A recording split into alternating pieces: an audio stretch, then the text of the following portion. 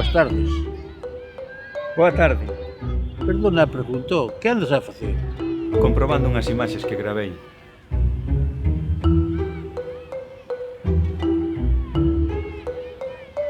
Pero ti non eres de Sada. E logo, por que o pregunta? É que non se me fai a cara conocida.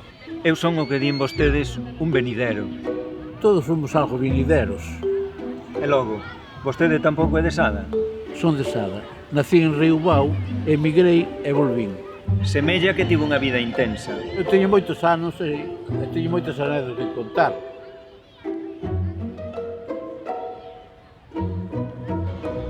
E eu que estou gravando imaxes de Sada e a historia que busco, teño aquí o meu carón. Importaríalle contarme as súas anécdotas? Pois non, a calquer día, o que pasa que hoxe xa é un poquinho tarde, deixo a miña dirección e o que un día calquera falámonos. Vou pois. te dar a miña tarjeta. Perfecto. Aquí tes, hasta outro día logo. Vale. Pois moi ben. Hasta logo. Hasta logo.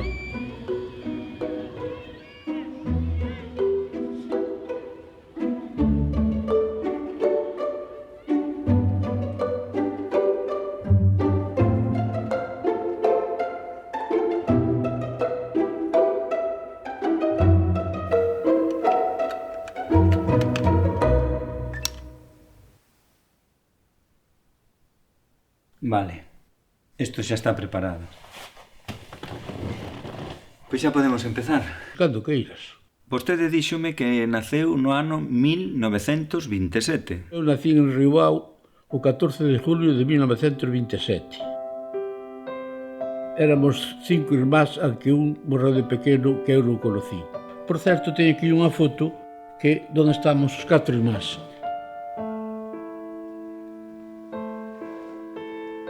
Eu son o máis pequeno.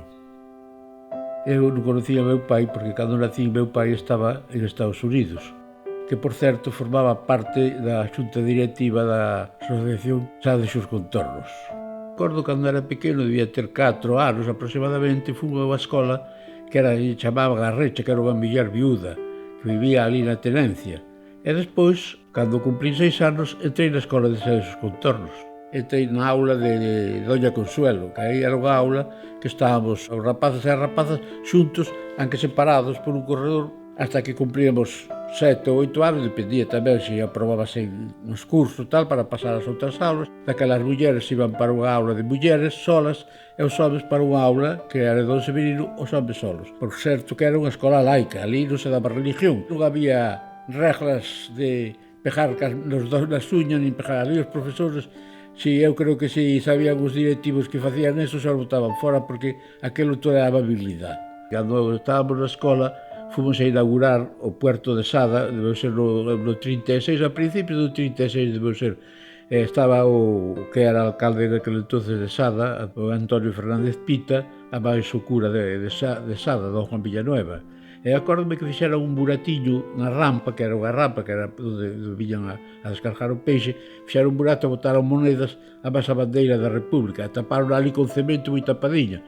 Claro que despois eso desapareceu, cando empezou a guerra desapareceu e non sabemos quen a levou. Fernández Pita, que era alcalde republicano de Sada, que despois foi encarcerado, executado, pero como ben me contou vostede, non foi nin moitísimo menos o único represariado aquí en Sada. Acórdome que unha vez viñamos eso foi no 38, xa casi cando estaba xa a persecución acabando da xente que xa matara antes. Encontramos viñamos de bañar dali da Rampla do Lameiro, aí nunha serradero que había aí abandonado aí na entrada do puerto, un home morto que resultou ser José Monzo.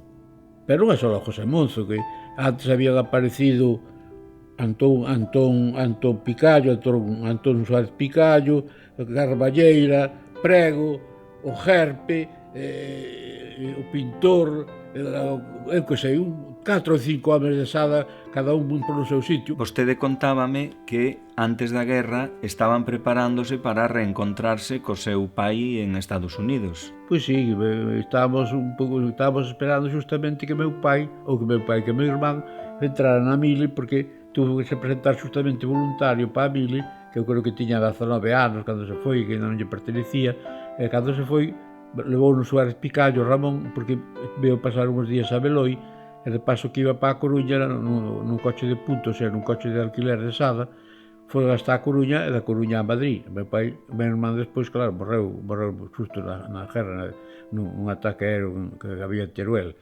E non, xa non pidamos ir para Estados Unidos. E despois, ainda encima, meu pai morreu no ano 39 e xa se acabou todo, claro. Depois de salir de Sada dos contornos, anduve megando por 2 ou 3 escolas de Sada hasta que empecé a traballar no Ferreiro da Chaburra. Despois do Ferreiro da Chaburra, pois fun para a compañía de tranvías, e da compañía de tranvías a fun 4 anos á escola de elemental de traballo. E ainda teño libros aí, se queres enseñochos.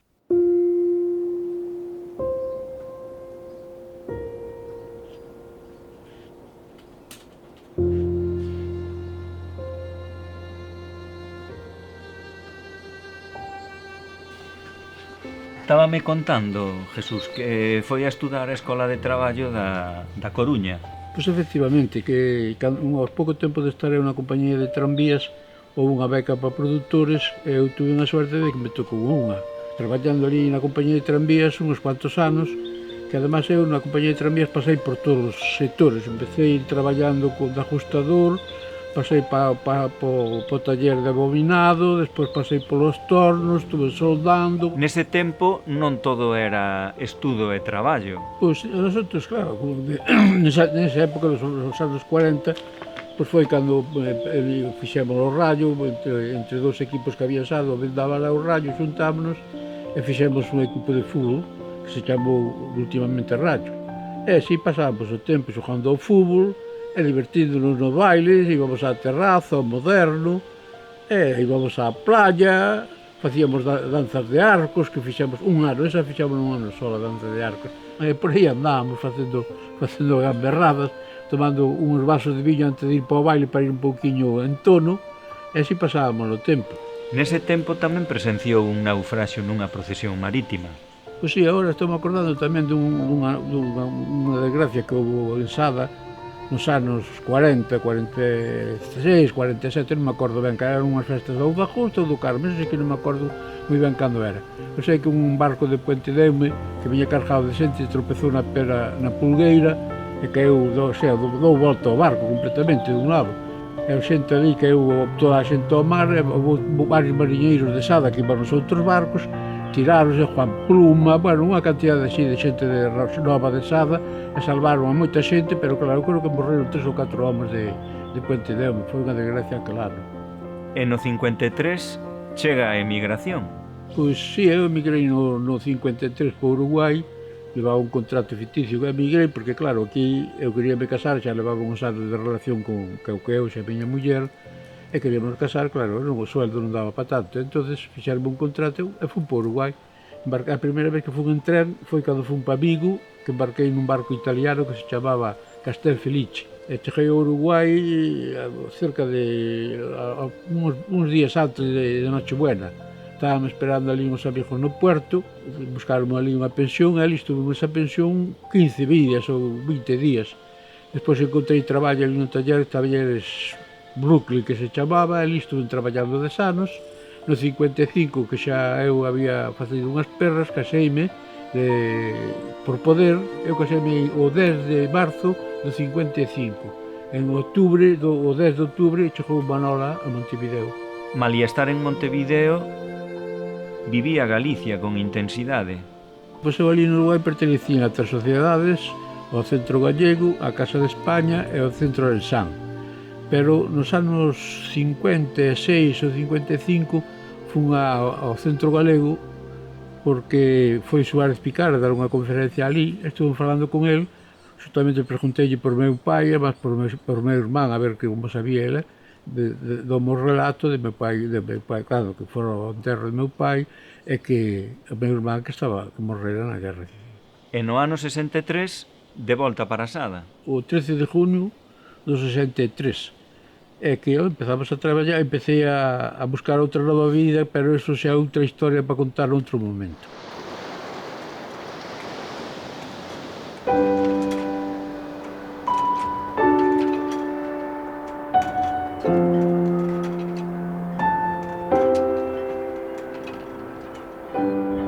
Entón, Jesús, dende que chegou no 63, dedicouse a varios traballos. Pois eu, cando me cheguei de Montevideo, tiñamos un coche, un camión, un Pegaso que había comprado o meu cuñado, máis outro socio, que andaba embarcado con el, pero ao pouco tempo desfíxeme dele, porque unha que non me gustaba e outra que non daba perra ninguna. E anduve uns anos embarcados, uns 3 ou 4 anos, a Vicente Amar do San Roque, que eran barcos que facían a ruta desde España a Sudamérica, a Brasil, a Buenos Aires e a Uruguai, e despois facía cruceros tamén por aquí, por Europa, que me tocaron un par deles por aí, pero tamén canseime do barco e viñome para terra. Entón empecé a traballar de fontanero, que tamén estuve uns anos traballando de fontanero, uns 3 anos, 2 ou 3 anos, non recordo ben os anos que anduve. Pero un día estaba eu ali na Cruz do Sar nun edificio que estaba ali facendo o callán, arreglando o callán, e veo Juan Arévalo máis Juan de Mallou, e dixeronme, coño, hai un barco aí en Puente Deume que fai extracción de areia do río, que che parece tal, Jesús, se compramos e tal. Dixen, home, coño, non sei, podemos ver, a ver o que pasa e tal. Efectivamente, bueno, fomos ver, e dixen, bueno, pues isto hai que amañalo un pouco, pero creo que non pode dar resultado e tal. Bueno, compramos o barco, pedimos 1 millón de pesetas, me parece que foi na Caixa de Forros, e así empezamos co barco, hasta que no ano que empezou a parar tamén a construcción, pois tamén paramos ali o da área. Pero tamén se dedicaba á instalación de cámaras de frío. Pois si, o de interfrío facíamos cando tiñamos a lancha da área en Puente Deume. Despois que a lancha veio para aquí, eu xa parei, xa non traballei en antifrío, dediqueime solamente ao daqui aos camións, a pescados, as máquinas de pescado, a depuradoras, a de Lorbé, a de Esteiro, e Proinsa, bueno, todo o que había de Proinsa, que era todo hidráulico, eso montei no case todo eu. Así hasta que me jubilei no ano 92, pero ademais, cando me jubilei, acórdome de todo ese tempo que estuve traballando, era como as funerarias, traballaba 24 horas do día.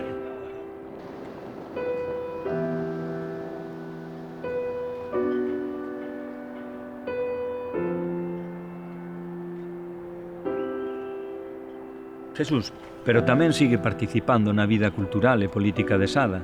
Era socio directivo da Asociación Cultural e Deportiva de Sada, e claro, no ano 79, cando foron as primeiras eleccións, pois sabíamos que solamente había Alianza Popular, polo menos en principio daquela, entón os directivos da sociedade dixemos, coño, para nós tal, xuntámonos aí, reunimos nunha casa en Río Bau, e fixemos varias listas. Pero claro, ali non está mal a faena que non sacamos votos prácticamente de jugo. A Alianza Popular sacou 7 votos e nós, os 7 concelleiros, e nos quitamos 6. O PSOE case eu creo que fun a todas as listas desde o 79 hasta que se presentou Santa María. E despois, cando a moción de censura, fixemos a Plataforma Cidadá pola Democracia en Sada. A Plataforma Cidadá é a responsable de que no Paseo Marítimo se construíse ese monumento en honra dos represaliados polo franquismo. Pois sí, aquí sempre se falaba solamente do José Monzo. Chegaba a miña casa, a miña filha, e coño, José Monzo, tal. E eu pensei, mira, que hai máis xente que desapareceu aquí, sí. Entón, cando a plataforma máis ou menos se disolveu, fixemos unha asamblea, o sea, unha pequena, presentamos un vídeo ali na terraza, e doseme por esa idea.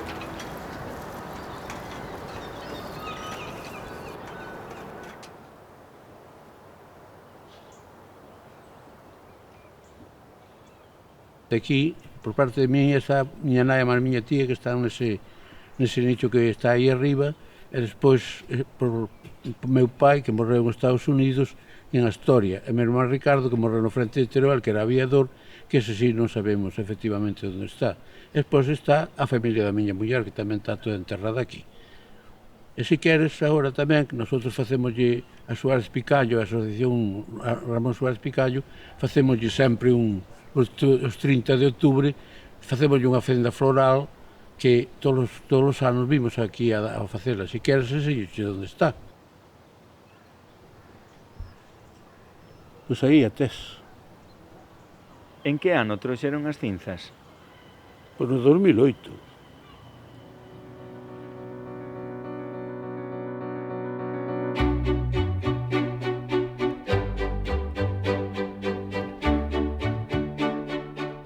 Pois aquí me tes, con 88 anos da miña vida, que hai veces que se pasaron ben, outras veces máis mal, pero bueno, relativamente non me podo queixar da vida que tuve. Tuve unha muller que cuidámonos os dous mutuamente moi ben, pasámonos moi ben xuntos, disfrutamos da vida con 2 fillas e 2 netas, e o pasa que agora as netas xa van ter que, unha xa se emigrou, que xa tuvo que ir para a Francia porque aquí non hai xoro, a ver se dentro duns anos ou dunha temporada mellora aquí a súa situación e poida quedar por aquí polo menos para vela máis tempo e disfrutar un pouco máis dela. Senón, hai que ter paciencia e cada un aguantarse co que poida, porque claro, eu tamén tuve que emigrar e hai que buscar a vida onde se poida para poder vivila o mellor que se poida vivir. Pois xa rematamos. Moitísimas grazas, Jesús, por compartir comigo parte da súa vida. A verdade é que foi un placer. Moitísimas grazas.